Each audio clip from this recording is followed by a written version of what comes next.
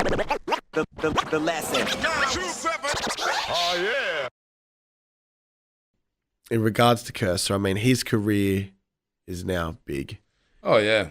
And for me personally, he inspired me massively. Like, coming up, you know, with my age, it was kind of like you missed the boat with the obese era and everything like that.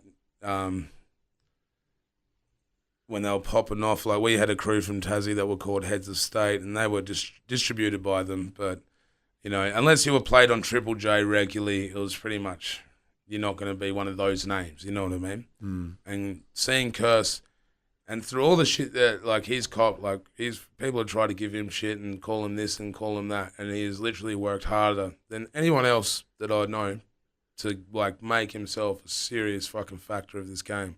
And, yeah, it inspired me. I don't know if I would have done my album if I didn't see how hard he worked and how much he achieved. And I went, wow, you know, like, and I think one of the biggest problems in Aussie hip hop is that people are easier to whinge rather than hustle, you know what I mean? Like, a lot of people will not put the work in and just sit there and bag out the other guys that do. And it's like, well, you know, and if you work hard at anything, you will achieve it. Like, anything is possible. And anyone with certain goals that knows you can go do it. You just got to put the work in and get there. Like, Kerser really did that.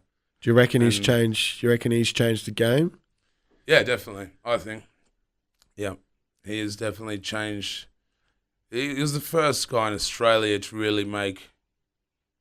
Well, not I know. He's definitely changed the game. He's just the first guy to really do it without the help of Triple J, without the help of a major label. You know, and to the point where now, like, Warner offered him ABK, you know, like, that's fucking amazing, you know? Yeah, man. I mean, how did your relationship with Kerser originally come around? Was it through the Grime Time? I was through Got Beef. I originally met him at Got Beef, and they were the one guys from out of everyone that I met at Got Beef that would come down and do shows in Tassie, so I'd help them out with the gigs down there. They've always been, you know, awesome to me and get me on shows over in Melbourne. And the last 2 tours I've done Melbourne and Perth. And he's always said, you know, I'm welcome to come on that and support. So that's been, you know, very beneficial for my career as well, for how big his name has got. But,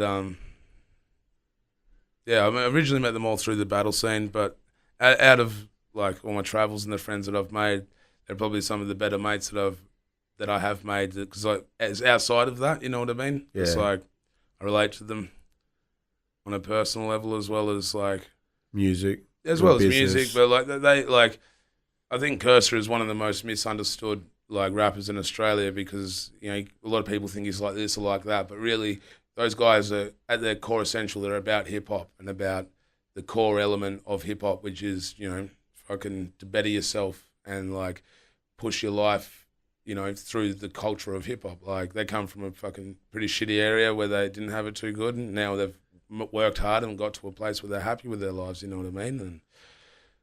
And, yeah, I can't do nothing but respect that. Yeah, no, shout-outs to ABK, man. Yeah, man. Doing their thing. The lesson. Oh, yeah.